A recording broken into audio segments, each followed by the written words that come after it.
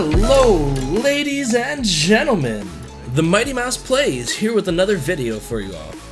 Weapon swap combinations have been around for some time, and have always been strong options, from Limonarch with a hand cannon or an SMG, to any sort of pairing with a grenade launcher, all of which are going to give you fast, crazy kills. But this new breech-loading exotic has gone under the radar for the most part, and I'm shocked. This weapon has a huge potential for many different builds, and is a great option for many different types of builds. The Dead Messenger is a wave-frame grenade launcher that shoots out 3 separate waves at once, making landing a hit significantly easier than a traditional wave-frame grenade launcher. Getting 130 damage on an opponent leads to many unique ways to finish off your damaged opponent, and I want to let you in on some of these fun ways to get kills with this loadout. My favorite way to use this was on a Titan with the peacekeepers, so let's talk about that first.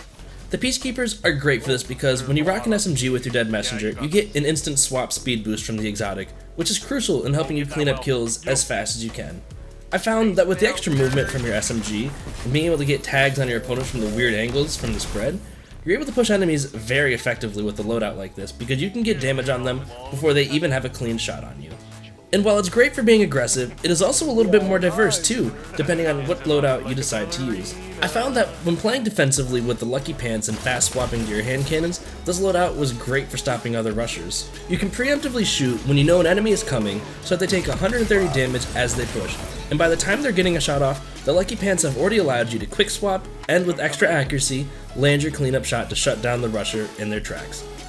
For those of you who watch Cool Guy will know that pairing with the Caliban's hand with this exotic also has enormous potential for multi-kills, allowing for you to follow up the Dead Messenger with a throwing knife that, if it locks in a kill, drops an ignition nuke on your enemies. This was also fun because you can Dead Messenger into a solar wombo combo with a fusion grenade, giving you large areas of splash damage that can really lock down choke points on your enemies. Now, if you play a Warlock, the Ophidian aspects will allow you to quickly swap between the Dead Messenger and any primary that you choose to run, and Warlocks also get one of the best ways to utilize the Dead Messenger, from high in the sky. It's very easy to shoot down on enemies, since the in-air accuracy doesn't affect this weapon quite the same as other weapons do. The cleanup kill will require in-air accuracy, but the initial hit is much easier to land for Warlocks, so I would recommend playing the Solar with the Heat Rises aspect, so cleanup kills can become much easier for you. And while there's a ton of ways to clean up a kill from a Dead Messenger, how can you prepare yourself to best use this? Here's what I would recommend. First, consider if you're more of an aggressive player or a passive player, and decide which loadout you'll feel most comfortable with. Once again, for aggressive players, I would recommend pairing an SMG, while passive players should probably look towards a hand cannon. So once you've decided this, you're going to want to make sure that you've got the proper mods. And because grenade launchers don't really benefit as greatly from targeting or unflinching mods, you only really need to consider if you want a reload mod on this. I personally chose to run it because it gave me more uptime in between battles. In terms of my primary, I personally was only running double targeting and double unflinching for my primary weapon, since that's going to be my cleanup tool in most situations. Now that you've got your mods and loadout equipped, how can you best leverage this kit to maximize on its strengths? I'll break this down for an aggressive and a passive playstyle. For those of you who like to play aggressive, you need to know that this weapon's strengths come from being able to lead into engagements in a creative way.